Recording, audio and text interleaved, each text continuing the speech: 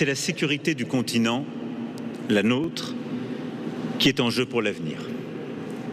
Des contacts ont été pris avec un premier groupe d'alliés, à commencer, bien entendu, par notre partenaire essentiel, l'Allemagne.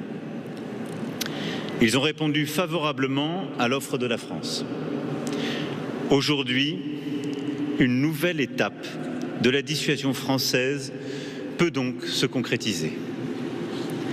Nous entrons sur le chemin de ce que j'appellerais la dissuasion avancée.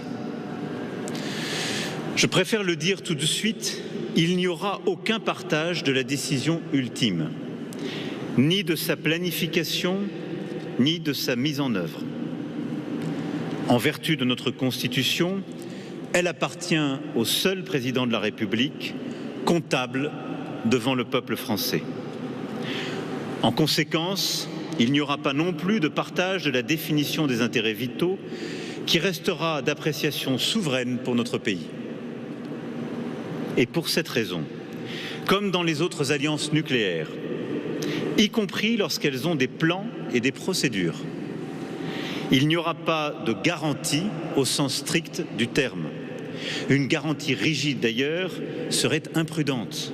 Elle abaisserait le seuil nucléaire et réduirait d'autant l'incertitude de nos adversaires.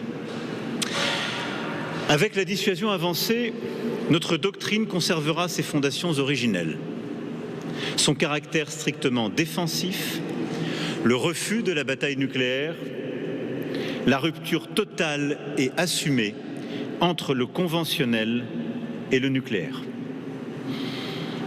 Il en va de même pour l'opportunité d'un avertissement nucléaire unique et non renouvelable. Il sera toujours décidé à la seule discrétion de la France pour signifier très concrètement que le conflit vient de changer de nature et que la France entend par ce moyen préserver une ultime chance de rétablir la dissuasion. La France assumera donc toujours seule, en intégrant à sa réflexion les intérêts de nos alliés, le franchissement délibéré du seuil nucléaire.